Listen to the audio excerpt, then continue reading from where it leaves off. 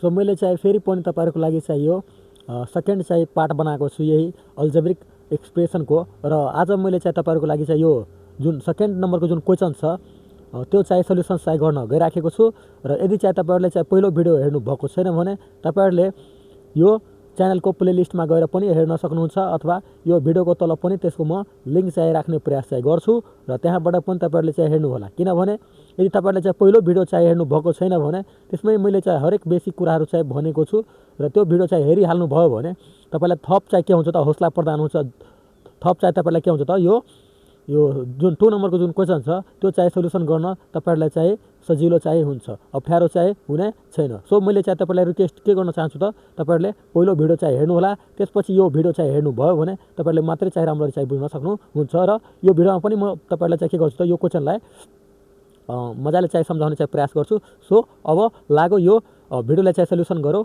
अब यहाँ चाहिँ भिडियोमा चाहिँ यसलाई चाहिँ सल्युसन गर्नेतिर चाहिँ बुझ्दाखेरि यता हेर्नुस् त अब यहाँ चाहिँ हेर्दाखेरि हेर्नुस् त के भन्छ दुईवटा बीजीय अभिव्यञ्जकहरू a स्क्वायर माइनस 4 चाहिँ यहाँ दिएको छ र त्यसपछि a square minus 9a plus 14 दिएका छन् अब इंग्लिशमा हेर्दाखेरि to algebraic expression a square minus 4 and a square minus 9a plus 4r 14 are given यता दिएको छ 14 छ यो अब तपाईहरुले चाहिँ के गर्नुपर्छ त अब एक नम्बरमा के पत्ता लगाउनुपर्छ दिएका अभिव्यञ्जकहरूको लस पत्ता लगाउनुहोस् र पहिलो क्वेशनमा मैले चाहिँ तपाईहरुले मस चाहिँ पत्ता लगाएर चाहिँ तपाईहरुलाई सल्युसन चाहिँ गरिदिएको थिए र आज चाहिँ तपाईहरुलाई लस चाहिँ पत्ता लगाउनु पर्छ त्यसपछि find the LCM of given expression अब फेरि तपाईहरुलाई चाहिँ यही रिपिट भएको नै क्वेशन छ यता हेर्नुस् त बी नम्बरमा चाहिँ अब के सोध्दै छ a को मान चाहिँ कति हुँदा a square minus 9a plus 14 को मान चाहिँ के हुन्छ त यता 0 हुन्छ for what value of a the value of a square minus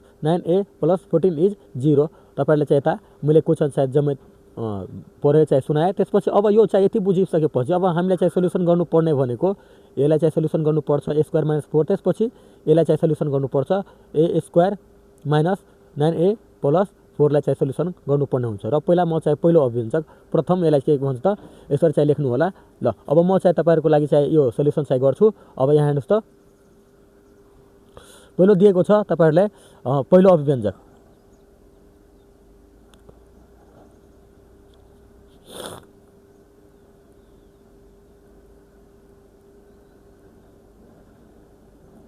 पहिलो अभिव्यञ्जक हो यो यसलाई के भन्छ फर्स्ट एक्सप्रेसन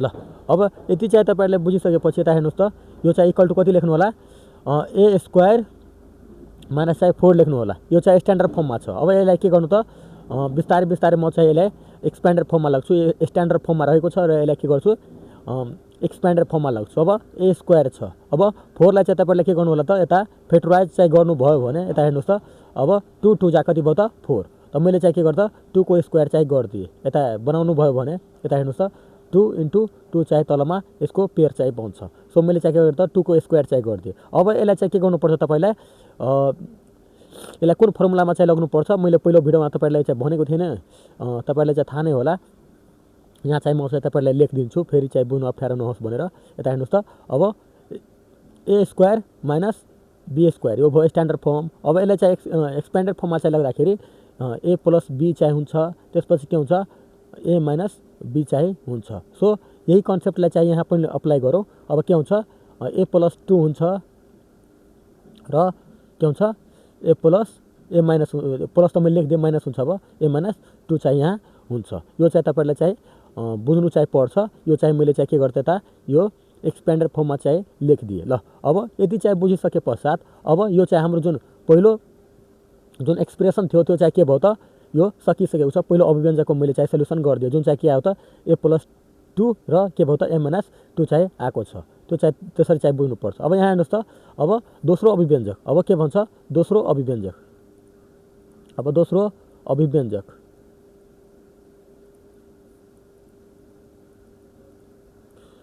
अब दोस्रो अभिव्यञ्जकमा हेर्नुस् त यसलाई के भन्छ सेकेन्ड एक्सप्रेसन इंग्लिशमा सेकेन्ड एक्सप्रेसन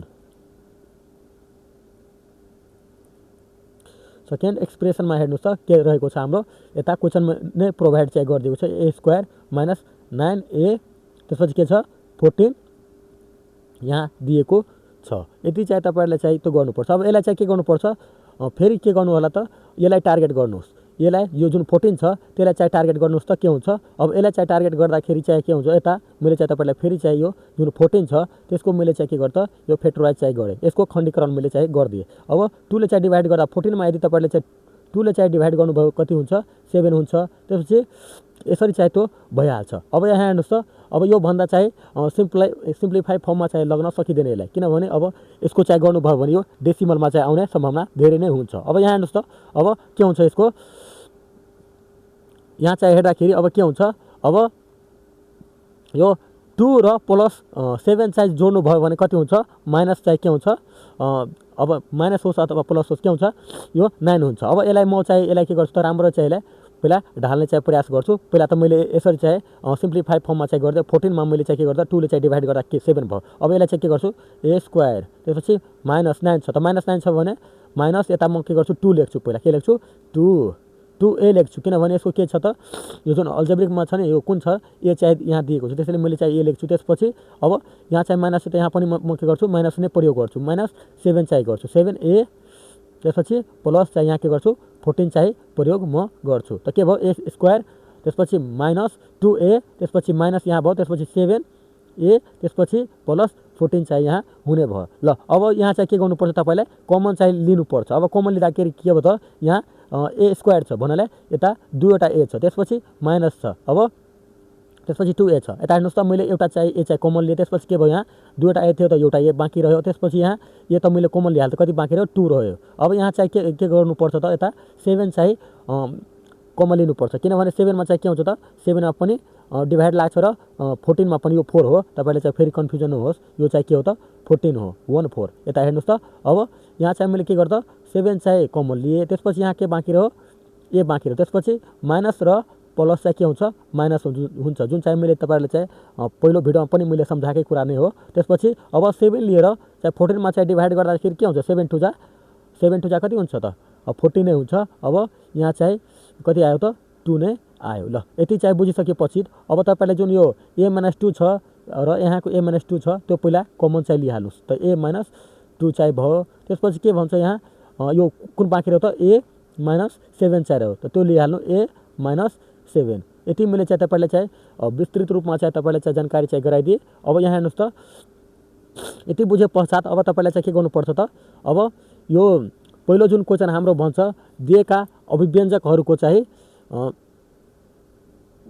यहाँ दिएका अभिव्यञ्जकहरूको के भन्छ, लस पत्ता लगाउनुहोस्। अब लस चाहिँ पत्ता लगाउँदाखेरि अब तपाईँलाई चाहिँ के गर्नुपर्छ, लस, अब लस चाहिँ निकाल्दाखेरि के गर्नुपर्छ, लसमा सबभन्दा पहिला तपाईँको मिलेको लिनुपर्छ। अब मिलेको चाहिँ तपाईँलाई चाहिँ के गर्नुपर्छ, यहाँ मिलेको लिइहाल्नुहोस् त पहिला, त्यसपछि चाहिँ नमिलेको चाहिँ लिन्छौँ हामी। मिलेको चाहिँ के भयो त, a-2, त्यसपछि यहाँ पनि यो पहिलो एक्सप्रेसनमा हेर्न सक्नुहुन्छ नि, पहिलो अभिव्यञ्जकमा a-2 छ, त्यसपछि दोस्रो यो एक्सप्रेसनमा यो a-2 छ, त यो पहिला म लिन्छु, त्यो चाहिँ भयो। र यति चाहिँ गर्नुभयो भने त्यो त मस भइहाल्छ, तर हामीलाई लस निकाल्न भन्छ। अब यो चाहिँ भयो, त्यसपछि अरू के बाँकी रहन्छ, यहाँ बाँकी कुन रह्यो त, a+2 पहिलो एक्सप्रेसनको, त्यसपछि सेकेन्ड एक्सप्रेसनको चाहिँ के हो त, a-7 चाहिँ रह्यो। ल यति चाहिँ तपाईँहरूले लेख्न सक्नुहुन्छ र यो नै चाहिँ हाम्रो के भयो त, यति चाहिँ हाम्रो एन्सर चाहिँ हुने भयो। अब तपाईँले जुन एन्सरमा हेर्न सक्नुहुन्छ, जुन एन्सर छ त्यो चाहिँ हाम्रो क्रम मिलाएर दिएको छ, a-2 र a-7, त्यसपछि a+2, यसलाई त्यसरी चाहिँ गरेको छ। त्यसरी तपाईँले यसलाई पनि गर्न सक्नुहुन्छ, यहाँ लेख्दाखेरि a-2, त्यसपछि a-7, यताको मैले लिइहालेँ। फेरि भन्नुहुन्छ कि कहाँ एन्सर मिलाउनको चक्करमा चाहिँ तपाईँले चाहिँ कहाँबाट चाहिँ यो लिइहाल्नुभयो, यो जुन a-2 यतैको छ, त्यसपछि अब a-7 छ नि त्यो मैले लास्टबाट लिएको छु, त्यसपछि a+2 यसरी पनि तपाईँले लेख्दा हुन्छ, नत्र यसरी पनि लेख्नुभयो भने तपाईँको गल्ती चाहिँ हुँदैन, सही नै हुन्छ। तर यहाँ मैले क्रम चाहिँ मिलाइदिएको छु, माइनसवालालाई एक ठाउँमा राखेँ, त्यसपछि प्लसवालालाई मैले एक ठाउँमा राखिदिएँ। त्यसपछि यो चाहिँ के भयो त, हाम्रो यो जुन पहिलो नम्बरको जुन 2 को जुन a छ नि, 2 को जुन a छ त्यो चाहिँ के भयो त, हाम्रो समाधान भइहाल्यो। ल लस निकाल्न भन्थ्यो, लस मैले पत्ता लगाइदिएँ। त्यसपछि अब के भन्छ, अब बी नम्बरमा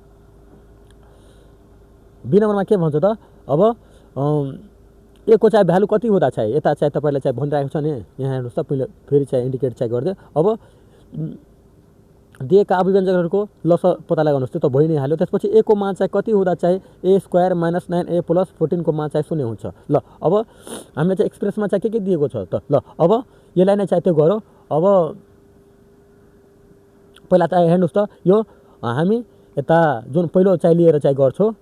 यता हेर्नुहोस् त, यहाँ हेर्दाखेरि अब तपाईँलाई चाहिँ जुन माइनस छ, अब ए माइनस 2 इक्वल टु 0 राखेर हेर्नुहोस् त। र यो चाहिँ मैले शर्तहरू चाहिँ लेख्दैछु, जुन चाहिँ पहिलो भिडियोमा पनि मैले चाहिँ तपाईँलाई सम्झाएको नै कुरा हो।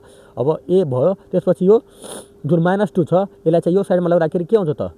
प्लस हुन्छ त, प्लस 2 चाहिँ हुने भयो। ल अब ए को भ्यालु चाहिँ के हुन्छ त?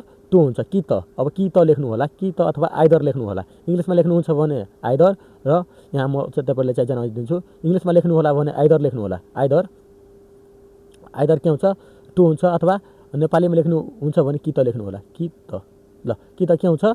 आइदर यो ए को भ्यालु 2 हुन्छ, अथवा आइदर के हुन्छ? अब अर्को पनि हेरौँ। अब ए माइनस यो 7 जुन छ, यहाँको मैले चाहिँ जुन लिएँ ए माइनस 7, ल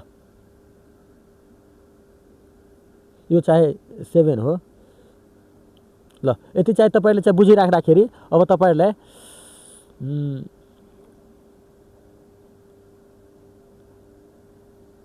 ल अब यहाँ चाहिँ 0 राखेर हेर्नुहोस् त। अब के भयो त? यहाँ ए भयो, त्यसपछि यहाँ -7 छ, र यहाँ चाहिँ जाँदाखेरि के हुन्छ त? +7 नै हुन्छ। ल अब आइदर के भयो त? ए को भ्यालु या त 2 हुन्छ या त 7 हुन्छ। अब यसलाई फेरि म जस्टिफाई गर्नको लागि त्यही एक्सप्रेसन चाहिँ लिन्छु, जहाँ चाहिँ तपाईँले हेर्न सक्नुहुन्छ जुन यो एक्सप्रेसन रहेको छ ए स्क्वायर, त्यसपछि -9a प्लस के छ त 14 छ। यसलाई म चाहिँ दुवै चाहिँ के गर्छु, पहिला यो भ्यालु राख्छु, त्यसपछि यो भ्यालु चाहिँ राख्छु। ल यता हेर्नुहोस् त, पहिला मैले चाहिँ लेखेँ ए स्क्वायर -9a त्यसपछि प्लस 14 छ। ल अब पहिलो म चाहिँ यो 2 राखेर चाहिँ हेर्छु। अब 2 राख्दाखेरि चाहिँ के भयो त? यता हेर्नुहोस् त, मिस्टेक भयो फेरि। अब के भयो त? 2 स्क्वायर भयो, त्यसपछि -9, त्यसपछि इन्टु ए को भ्यालु कति छ? 2 छ, त्यसपछि प्लस चाहिँ 14 को 14 म चाहिँ गरिदिन्छु। ल यता हेर्नुहोस् त, 2 को स्क्वायर के हुन्छ? 4 हुन्छ, त्यसपछि 9 2 कति हुन्छ? 18 हुन्छ। ल 18 भइसकेपछि यता हेर्नुहोस् त, अब 14 को 14, अब यो प्लस 14, त्यसपछि यो प्लस यहाँ केही छैन भने यहाँ प्लसै हुन्छ, प्लस 4। यसलाई जोड्दाखेरि कति भयो त? 18, र 18 माइनस चाहिँ तपाईँले 18 गरिदिनु भयो भने कति हुन्छ? 0 चाहिँ हुन्छ। ल पहिलो स्टेटमेन्ट मैले चाहिँ तपाईँलाई सम्झाइदिएँ। त्यसपछि यही भ्यालु, अब यो एक्सप्रेसन त सेम रहन्छ, तर भ्यालु मात्रै फरक मैले चाहिँ गरिदिएँ। ल 14 भयो। अब पहिलो मैले चाहिँ 2 लिएर चाहिँ जस्टिफाई गरेँ। अब त्यसपछि मैले के गर्छु त? यो 7 स्क्वायर गरिदिन्छु, किनभने अब यो लिएर म गर्दैछु 7 स्क्वायर, त्यसपछि -9 इन्टु के गर्छु त? 7 प्लस यो 14 नै गर्छु। त्यसपछि 7 को चाहिँ स्क्वायर चाहिँ कति हुन्छ त? 7 को स्क्वायर निकाल्नु भयो भने 49 हुन्छ। त्यसपछि 9 7 कति हुन्छ? 63 हुन्छ। त्यसपछि प्लस चाहिँ यहाँ के भयो त? 14 चाहिँ हुने भयो। ल 14 मैले चाहिँ गरिदिएँ। अब यहाँ चाहिँ तपाईँहरूले चाहिँ यसलाई यो प्लस 14 र यताको जुन प्लस 49, यता यो 14 भयो, त्यसपछि यो 49 लाई चाहिँ जोड्दाखेरि कति भयो त? 63 भयो, र यो जुन बाँकी छ -63, त्यसलाई चाहिँ यो 63 गरिदिनुहोस् त। दुवैको एन्सर चाहिँ कति भयो त? 0 भयो। यहाँ पनि 0 र यहाँ पनि 0। त यसको चाहिँ एन्सर अब मिलाएर लेख्न सक्नुहुन्छ। अब यसको चाहिँ एन्सर चाहिँ फाइनल एन्सर चाहिँ लेख्दाखेरि के हुन्छ त? ए को मान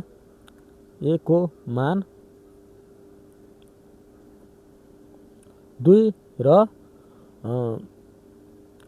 7 दुवै